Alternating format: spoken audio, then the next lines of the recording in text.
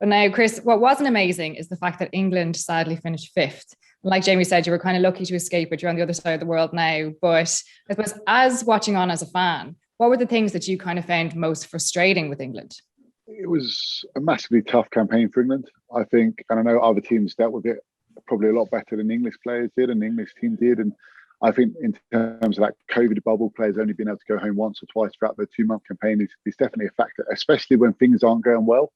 I think when you're winning and stuff like that, you get momentum, you guys are happy, you don't mind being in those tough kind of places. I think as soon as it goes the other way and things don't go as smoothly, then yes, I think it does affect it. I think you could probably look at some of the guys not being match sharp. I know they're match sharp towards the end of the tournament, but those guys potentially not match sharp. But in saying that, these guys, and we look at that kind of Saracens contingency, and they're the spine of the team. They're all world-class players who would get into a lot of world-class teams. And I always remember speaking to Eddie, and he said his big thing is if you have one bad game, that's fine. But if you have 2 or 3 bad games, tough decisions and tough conversations have to be made. And I think all those players did get better throughout the tournament as soon as they got a little bit more match sharp. But unfortunately, I was in the 2018 side where we finished 5th as well. A lot of other kind of older heads, similar to what they are now. And unfortunately, after that, there were a lot of changes. A lot of kind of young guys coming in and a lot of young guys kind of coming in and really taking that step up. And I wouldn't be surprised now, especially if there is a summer tour with the Lions going on. I'm not sure what the plans are with England Rugby, if they are going to go somewhere or play someone. But you would have hoped now this is a perfect opportunity to almost start fresh. To get, I mean, I would love to see the likes of Marcus Smith. I know I'm probably a bit biased being from Harlequins and Jamie knows him well, but someone like him or Sam Simmons and these type of guys who have done it for the club and potentially are worth that opportunity. And I think with stuff like that, it's easy for me to say it or Jamie or yourself to say, oh, we think this person should be in. But at the end of the day, it only really matters if one person likes you. And if that one person doesn't like you or want to pick you, then you're not going to play for your country while they're in charge. So, look, hopefully we'll see a change of this England side. And I think looking back to the French game, the best thing that happened in that game, I think, was France scoring early when they played England, because it forced England to go an all-out attack and they had to go after a chaser game. And it was the best I think England actually played. Whereas when they're on top, they like a physical game, they like to play a territorial game. And international rugby is very much about that. But I think that France game forced the guys just to play a bit more again. And I suppose you kind of said there about freshening up the squad a little bit. Would you consider maybe freshening up the coaching squad as well, or would you just focus on the players for now? I haven't actually been involved with this coaching group.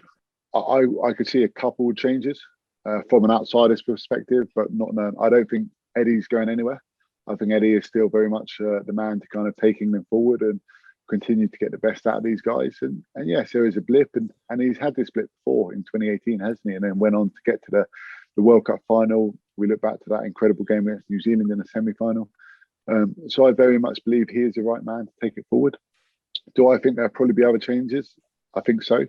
But I'm not sure who they'll be. Robbo, you talk about 2018. Did you survive after that? When was your last cap for England?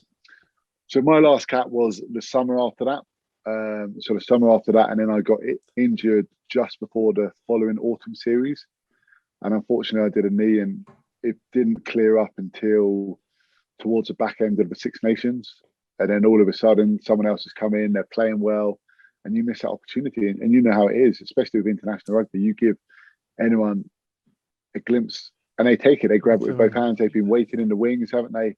No matter what country, no matter what position, there's someone there. And it does move forward. And I think that's a very tough thing, that you kind of, when you kind of finish, you expect almost like a big fanfare or farewell, but it doesn't. It just kind of continues to move forward, and the machine and the team. And people only ever say you're custodian to the shirt of people before you. This is your time now, but then there'll be people a long time after you. And it's really trying to enjoy it at a time. And everyone always says, oh, you got to enjoy it, you got to enjoy it. But when you're in there and it's a pressured environment, it's tense, you're playing against rivals, England, Wales, all that kind of stuff. You only kind of really enjoy those moments straight after the game when you've won or whatever, and then you're back into the next game. Yeah, the reason I asked that, mate, was just about that change in 2018 after they did lose. Did you see what processes did England go through on that summer tour?